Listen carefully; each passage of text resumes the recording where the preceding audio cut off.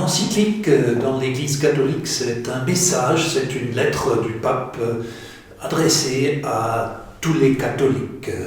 Mais en même temps, il élargit l'horizon, il s'adresse à tous les hommes, à toutes les femmes de bonne volonté.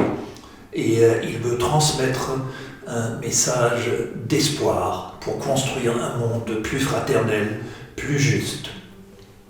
C'est une continuation de l'encyclique Laudato Si, qui a été publiée il y a 5 ans, en 2015. Et Laudato Si, c'était une encyclique qui s'est occupée spécialement aussi des questions écologiques, du changement climatique dangereux, du soin pour notre maison commune et d'une certaine façon, Fratelli Tutti continue à ébaucher un nouveau modèle de globalisation. L'encyclique Fratelli Tutti, comme dit son sous-titre sur la fraternité et l'amitié sociale, est un appel de construire une nouvelle forme de connivence globale comme une famille humaine unie. C'est un document à la fois dramatique mais aussi plein d'espoir. Dramatique parce que d'un côté, le pape il fait une analyse critique et très réaliste des multiples crises dans lesquelles nous vivons, la crise écologique, une crise sociale avec des inégalités toujours plus grandes nationalement, internationalement, et des nouveaux nationalismes, les populismes. Et dans le premier chapitre, il fait cette analyse sous le titre Les nuages sombres qui marquent le monde. Mais dans les chapitres suivants, il montre aussi des chemins d'espoir, des chemins de changement. Et il est convaincu que tous, nous avons la possibilité de contribuer à ce changement et de construire un monde meilleur.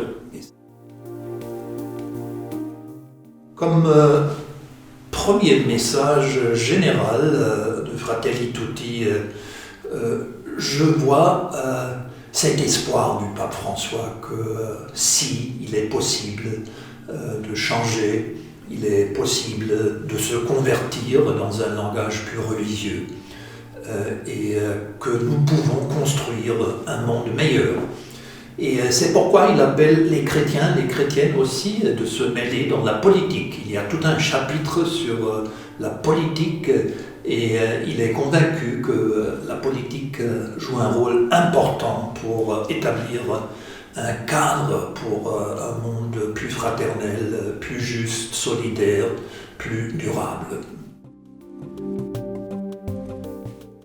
Le pape François, il dit lui-même aussi dans son encyclique qu'il a été interrompu par la pandémie de la Covid-19 et d'une certaine façon, il reconnaît dans cette pandémie une confirmation de la perspective principale de l'encyclique que personne ne peut se sauver seul, nous pouvons seulement être sauvés ensemble. Nous sommes dans le même bateau, comme il l'a dit dans cette célébration impressionnante au mois de mars sur la place Saint-Pierre où il était seul.